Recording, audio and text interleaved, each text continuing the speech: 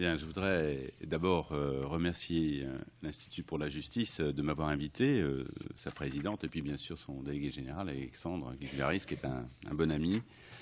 Et alors, je vous rassure tout de suite, ce n'est pas le professeur qui va parler, ni l'avocat, c'est l'homme politique local qui découvre un monde qu'il ne connaissait pas. Et je vais essayer de ne pas faire de rhétorique politicienne et dire concrètement ce que je découvre sur le terrain et comment nous, avec nos pauvres moyens, pouvons réagir à une situation difficile.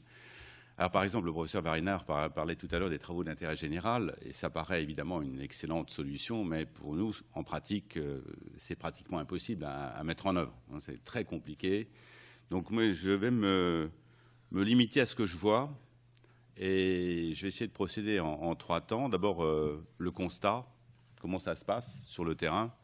Ensuite, les causes, ce que j'ai cru en comprendre depuis 2 ans que je suis élu local.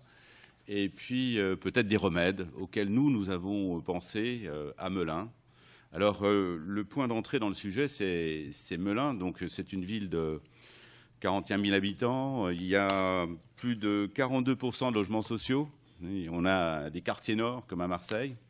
Et puis la communauté d'agglomération que je préside, ça fait environ 120 000 et bientôt 130 000 habitants. Voilà, et c'est la première ville après le Grand Paris.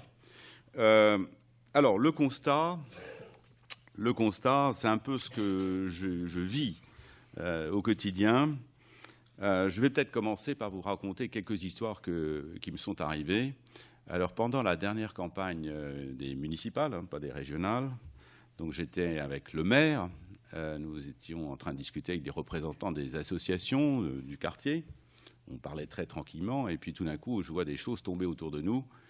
On était caillassés, on a juste eu le temps de courir dans la voiture. Alors, c'était un peu comme dans les films américains, vous savez, le maire était un peu énervé, donc la clé de contact a noyé le moteur, et les cailloux sont tombés, il a fallu mettre la voiture à la carrosserie.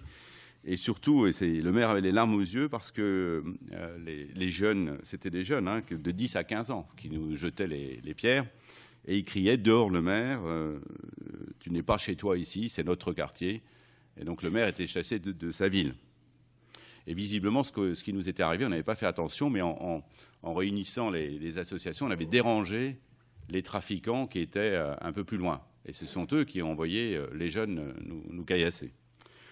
Deuxième exemple, une journée tout à fait ordinaire, il y a quelques semaines, c'était pendant les vacances scolaires, c'est pas innocent, chacun vaque à ses occupations, et dans une rue d'un quartier, une voiture est mal garée et empêche le bus de passer. Le chauffeur de bus descend, tout de suite le ton monte, et le chauffeur est pris à partie par les jeunes occupants de la voiture. Et puis tout d'un coup, il y a tout le quartier qui s'enflamme et le bus est complètement détruit en quelques minutes. Brûlé, caillassé, etc. Autre exemple, qui date de la rentrée. On était tout fiers, on a fait une nouvelle école. À quelques jours de la rentrée scolaire, neuve, fraîchement repeinte, le top du top, avec des tableaux électroniques, etc., enfin pour le numérique, pour l'enseignement moderne. Un groupe d'enfants âgés de 6 à 12 ans pénètre dans l'école et vandalise tout. C'est-à-dire avec des pots de peinture, il y avait encore de la peinture fraîche et renverse les pots partout. Il a fallu tout nettoyer. Tous les services de la ville, en quelques jours, ont dû remettre l'école en état.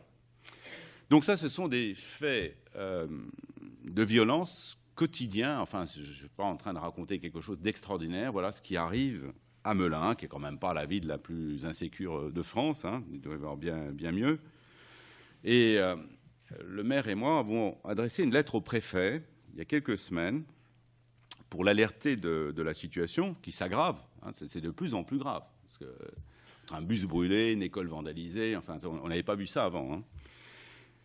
Pour dénoncer la violence larvée, enfin le climat de tension qui existe dans certains quartiers, et la multiplication des actes d'incivisme, parce que ce n'est pas la grande criminalité, il n'y a pas des coups de feu tous les jours, il y a des coups de feu, bien sûr, mais c'est cette criminalité au quotidien, ces actes qui sont intolérables et qui rendent la vie impossible dans les quartiers. Et je vais vous lire quelques extraits de la lettre que nous avons adressée au préfet. Donc je cite. « Il ne se passe pas un jour sans occupation des halls d'immeubles par des bandes de voyous, agressions physiques et verbales des habitants, dégradation des propriétés des bailleurs, vol et destruction de boîtes aux lettres ou de véhicules privés. Les parents ont peur. Ils ont peur pour eux-mêmes et pour leurs enfants lorsqu'ils amènent ces derniers à l'école. Certains refusent de les conduire aux activités périscolaires par peur des agresseurs et des casseurs.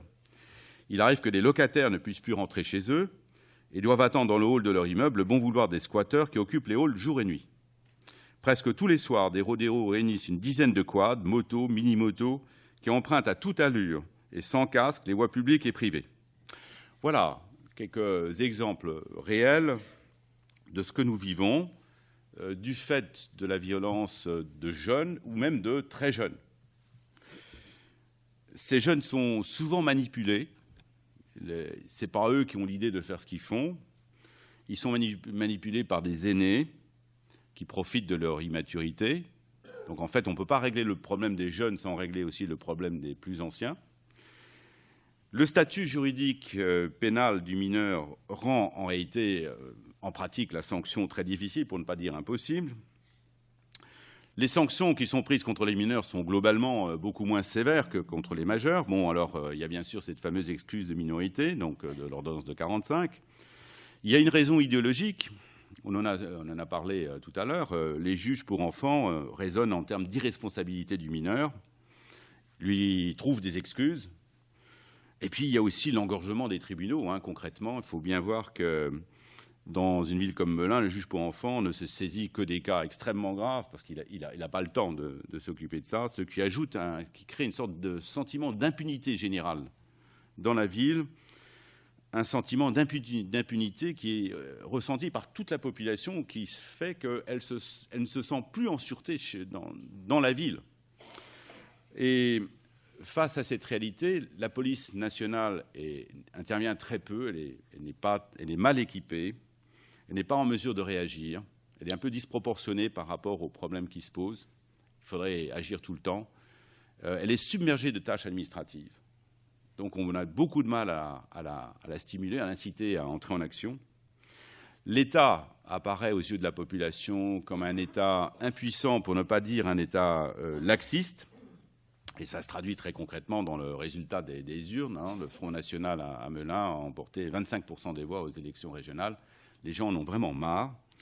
Et quand on interroge des seniors, ils disent « cette ville, elle n'est pas sûre, elle n'est pas propre, on paye des impôts pourquoi ? Et donc, on va vous renvoyer dans vos foyers. » Voilà pour le constat très rapidement brossé. Je vais rester dans mon temps de parole. Donc, je passe aux deux, les causes. Alors, cette délinquance des mineurs, elle a, à mon sens, essentiellement deux causes, du moins chez moi, mais peut-être qu'on peut généraliser. Enfin, je vais être prudent, je ne sais pas comment ça se passe ailleurs. La première est conjoncturelle, elle est directement liée au développement du trafic des stupéfiants. Et la seconde est structurelle, elle tient à l'absence de développement économique et plus généralement au blocage de notre société dans son ensemble. Les jeunes n'y croient plus. Alors, la cause conjoncturelle. Donc, le trafic de drogue, je pense que ça c'est assez général, déclenche des guerres de clans. Nous, il y a des coups de feu qui s'échangent à la gare. On ne comprend pas très bien qui est qui, mais donc on se bat pour des territoires, c'est évident. Il y a des quartiers qui deviennent des zones de non-droit. Il y a des cheminées, il y a des prix qui sont affichés dans les halls d'immeubles. Donc, si ce trafic peut s'implanter à ce point, c'est qu'il est très lucratif. Il se trouve que Melun est une des plaques tournantes de l'Île-de-France. C'est le sud Seine-et-Marne, et la Seine-et-Marne, c'est la moitié de l'Île-de-France. Alors, dans certains quartiers de Melun, un mineur trafiquant de drogue ou bien un guetteur, généralement âgé entre 10 et 12 ans, peut gagner de 50 à 100 euros, soit un salaire mensuel de 2500 euros. Donc, ces jeunes s'excluent très vite du système éducatif. Ils ont des revenus, ils ne peuvent pas trouver de revenus équivalents, même s'ils réussissaient bien, ça va tellement vite, c'est tellement disproportionné, et donc ils sont très vite déscolarisés, et la société ne peut pas les récupérer. La cause structurelle, la cause profonde de ce climat, qui s'installe et qui se développe, c'est l'absence d'alternatives économiques d'abord. C'est l'absence de développement sur place. Les entreprises ferment, il y a de plus en plus de chômeurs, de plus en plus d'assistanats. Ces jeunes se sentent prisonniers, on les voit traîner, ils sont devant les escaliers, sans activité, plus capables de réagir, prisonniers d'une société bloquée, et qui, selon eux, ne leur laisse aucune chance. Donc ce n'est plus la peine de se battre ou de faire des efforts. Et l'activité parallèle tire son attrait de cette morosité économique générale et aussi de ce désœuvrement, de cet assistanat qui s'est généralisé dans l'ensemble de la ville. Les remèdes. Je suis positif, hein, quand même. Alors, je pense que les réponses à apporter sont multiples. Hein. On découvre au fur et à mesure, on essaye des choses, hein, on apprend, hein, parce que c'est très compliqué. D'abord, je crois que la première réponse, c'est lutter contre le trafic de drogue. Je crois que c'est la base, c'est ce qui pourrit tout. Alors, il faut se donner les moyens d'une lutte efficace, et là, ce n'est pas complètement impossible à imaginer. Du moins, en tout cas, ça dépasse la compétence des élus locaux. Mais le trafic de drogue est largement organisé par les majeurs qui utilisent les mineurs. Et en punissant les majeurs responsables du trafic, on éliminera une cause directe de la violence des mineurs, qui sont manipulés par leurs aînés. Alors là, il faut que l'État mette les moyens. Je trouve qu'en ce moment, il ne le fait pas. Je ne sais pas s'il en a été question ce matin, mais 100 000 peines pénales non exécutées, ça décrédibilise complètement la justice. Les policiers font leur travail, les juges font leur travail, mais nous n'avons pas les moyens. Les peines ne sont pas mises à exécution. Il vaut mieux ne pas prononcer une peine que de la prononcer et ne pas l'exécuter. C'est un drame, c'est un cancer de notre société. Des délinquants, il suffit de leur parler, hein, des délinquants qui sont condamnés à des peines de prison lourdes jusqu'à 2 ans ferme et qui ne mettent pas les pieds dans une prison, je veux dire, les délinquants, ils se moquent de la justice, ils se moquent de l'autorité. Donc il vaudrait mieux ne pas s'en occuper du tout. Donc il y a véritablement un problème du fait de l'automaticité de l'aménagement des peines. Et 2 ans ferme, c'est une condamnation grave, hein, ça peut concerner des récidivistes. Je pense que le mécanisme automatique d'aménagement des peines doit être revu complètement et très rapidement. Et je pense que c'est à l'origine de beaucoup de problèmes. Il faut que nous construisions des places de prison, donc il faut vraiment donner de l'argent à la justice. Et tout à l'heure, j'ai entendu que la justice des mineurs allait mal, enfin que c'était une justice mineure. Mais il y a d'autres pans entiers de la justice. Je suis commercialiste de formation, il y a plein d'endroits, la justice civile va mal aussi, et les juges travaillent dans des conditions inadmissibles pour un État développé. Pour une démocratie moderne, c'est inadmissible de tolérer une situation pareille.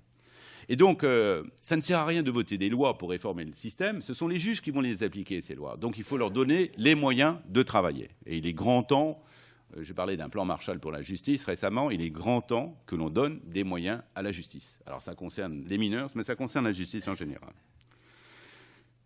Alors, ça c'est un premier point, je pense que ce n'est pas hors de portée. Maintenant, on va attaquer des choses plus difficiles. Si on s'intéresse directement à ces enfants qui commettent des actes de violence, qu'est-ce qu'on fait à des enfants entre 6 et 12 ans qui viennent de saccager une école, hein? C'est compliqué de faire quelque chose.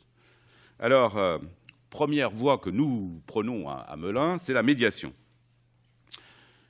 On a compris qu'il est bon que des gens de ces quartiers leur parlent. Et d'ailleurs, ils peuvent faire de la prévention et de la répression en même temps. C'est-à-dire que ce sont les premiers à voir que quelque chose va se passer. Et ils peuvent faire que l'école ne sera pas saccagée. Donc ce sont des aînés un peu plus âgés que les tout jeunes. Et là, nous travaillons avec des associations de quartier. C'est un peu à l'image de ce qu'on a fait aux États-Unis, à Chicago, à Baltimore, des initiatives comme Cure Violence. C'est exactement le même système. Ce sont des gens des quartiers, un peu plus âgés, mais qui sont reconnus dans ces quartiers, qui peuvent parler et remettre un peu dans le droit chemin, comme on aurait dit autrefois. À Melun, nous avons une association qui s'appelle Corel, qui est très active, sur laquelle, parce qu'il faut avoir un interlocuteur, donc sur laquelle nous nous appuyons. Et qu'est-ce qu'elle fait concrètement? Eh bien, elle organise des visites de quartier, des visites de Melun. Ces jeunes ne sortent jamais de leur monde. On les emmène dans des institutions culturelles. On leur montre des choses. L'association organise des cours d'éducation civique. On leur apprend des comportements. Moi, j'ai vu des scènes devant un McDonald's. Il y avait une dame qui ramassait, vous savez, les cartons, les boîtes de sandwich qui étaient jetées par terre. Je vois des jeunes qui arrivent, qui ont chacun sa boîte, qui la jettent par terre et qui lui disent « ramasse ». Il y a des comportements qui sont complètement inadmissibles. On les sensibilise au développement durable. On les emmène dans les jardins de la ville. Il y a des serres municipales. On essaie de leur changer les idées, de les sortir de leur monde. Et il faut des gens pour le faire. C'est très complet. Donc, alors là, ce n'est pas les forces de police.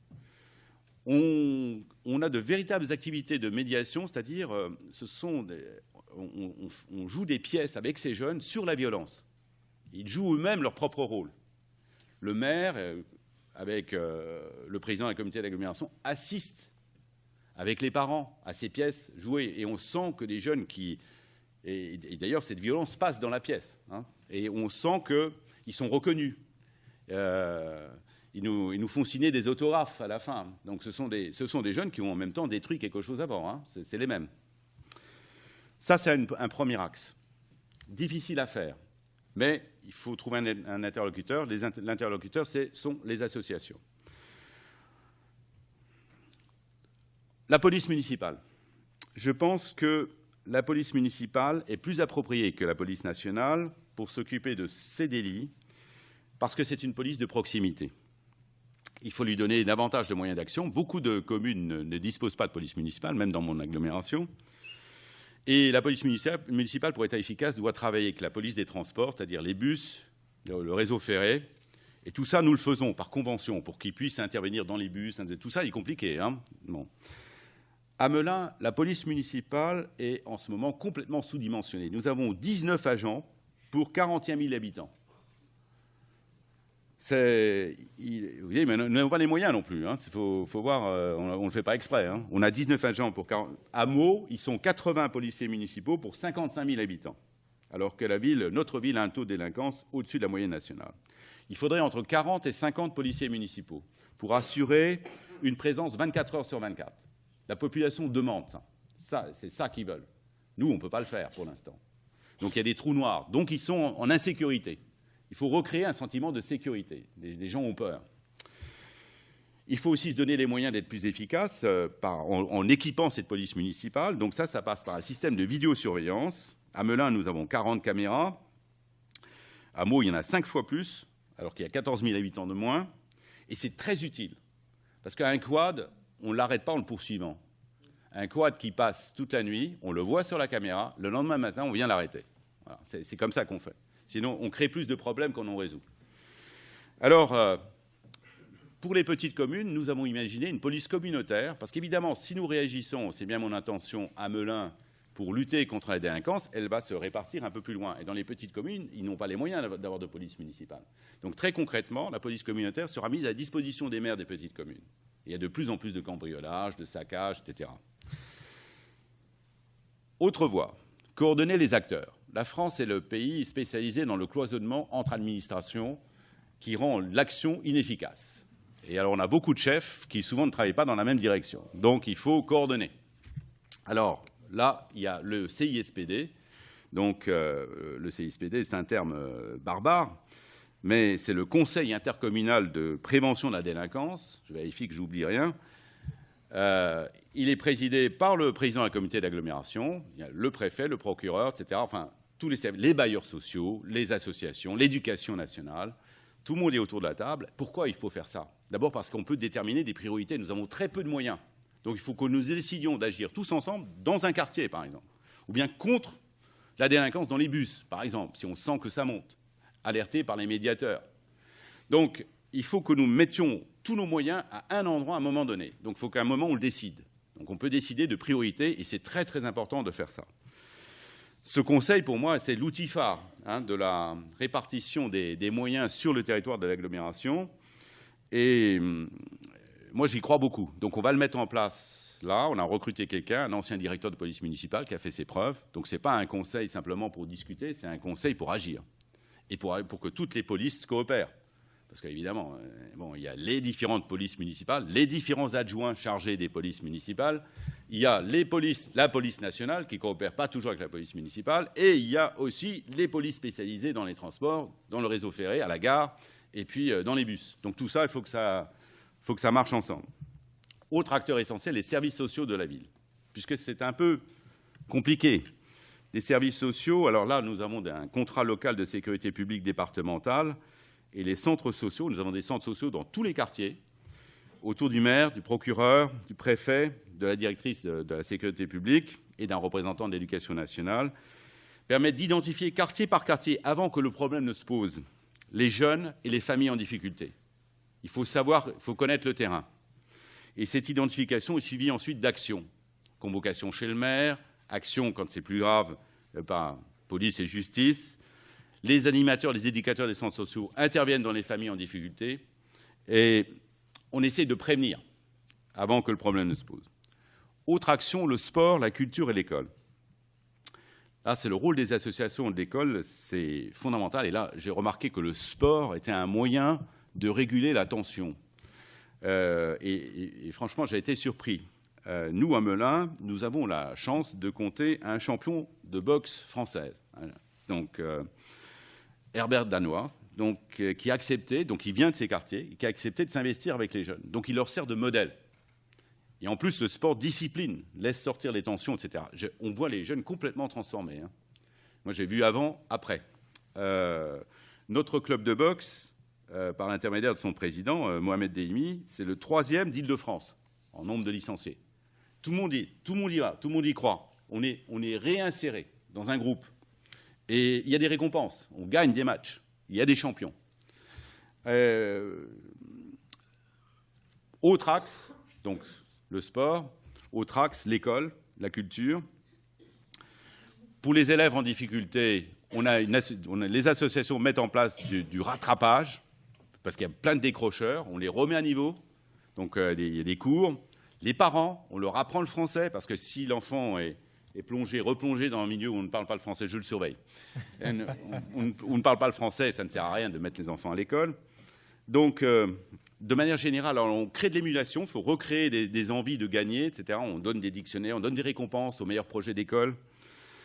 On essaie d'utiliser les nouvelles activités périscolaires, on en consacre beaucoup à la culture, à des ateliers de sculpture, à l'éducation civique. On fait venir les policiers dans les écoles pour leur dire à quoi sert la police. Et la clé de voûte, c'est le dernier axe, c'est l'emploi, bien sûr. Parce que si on ne remet pas tout ce petit monde au travail, si on ne donne pas de chance, pas d'espoir, je pense que tout ça ne sert à rien. Donc ce que nous avons fait, c'est que nous sommes en train de construire un nouvel hôpital à Melun. Il n'y avait pas de clause d'insertion sociale dans les marchés, c'est-à-dire des clauses qui réservent un certain nombre d'heures de travail aux habitants de Melun, aux jeunes de Melun. Et c'était un marché très intéressant, donc j'ai renégocié tous les marchés de l'hôpital, ce qui fait qu'on a renégocié 30 000 heures réservées localement, et ça marche très très bien. En 2 semaines, on a conclu 7 contrats de travail. Donc on vient de lancer le processus, donc ça fonctionne parce que ce sont des emplois peu qualifiés, donc c'est vraiment, pour repartir sur quelque chose, c'est un excellent moyen. On est en train de réfléchir à créer une régie de quartier avec les bailleurs sociaux. On va reprendre les marchés de nettoyage des halls d'immeubles des bailleurs sociaux. À Meaux, ça fonctionne très bien. La régie de quartier de Meaux emploie 100 personnes, voilà, et qui sont dans le quartier et qui se réinsèrent dans le système. Alors, en conclusion, merci, monsieur le professeur. Je crois que nos outils actuels sont mal adaptés. Je crois qu'ils ne sont pas faits pour répondre à cette violence larvée qui est très très difficile à identifier, à repérer. Nos réactions restent encore trop cloisonnées. Ce service public à la française n'est pas du tout adapté à un terrain très très mobile où il faut que tout le monde travaille ensemble. Il faut faire de la police aux services sociaux, en passant par les éducateurs, l'éducation nationale. Il faut casser toutes ces barrières pour avoir vraiment une action efficace. Je pense qu'on pourrait considérablement améliorer la réponse. Il faut réfléchir, mais concrètement, on peut faire beaucoup mieux que ce que nous faisons en ce moment. Il faut redonner de l'espoir. Je crois que je vais finir par là. Un peu, vous savez, Sciences Po a essayé de faire de réserver des places à des jeunes sélectionnés dans les quartiers qui peuvent servir de modèle de réussite. Les cordées de la réussite, c'est un peu différent. L'ESSEC, par exemple, est dans ce système. Là, ils passent les examens normaux, les mêmes que les autres, mais ils sont aidés par des anciens élèves des grandes écoles. Nous, à Assas, on a fait quelque chose qu'on a appelé le parcours réussite. Je vais finir là-dessus, parce que vous savez que nous avons 2000 étudiants à Melun, donc, parce qu'Assas a un grand centre à Melun, c'est pour ça que j'ai finalement atterri à Melun. Ça marche comme ça. Quand j'étais président d'Assas, je voyais arriver 300 élèves. Vous savez, c'est l'ordinateur qui nous envoie les étudiants en première année. Donc, ils ne choisissent pas de venir chez nous et nous ne les choisissions pas non plus. C'était aussi une incongruité de notre système. Donc, 300 qui n'avaient, sur la masse des 1800 qui arrivaient, qui n'avaient aucune chance de réussir. Vu les notes qu'ils avaient obtenues au bac, pas assez d'expression écrite orale, pas de méthode, pas les moyens culturels d'une réussite dans une université française de droit. Qu'est-ce que j'ai fait? J'ai supprimé dans ce parcours réussite 3 cours de droit, ce qui est beaucoup. J'ai remplacé ça par des cours de culture générale, de méthode, d'orthographe, tout simplement.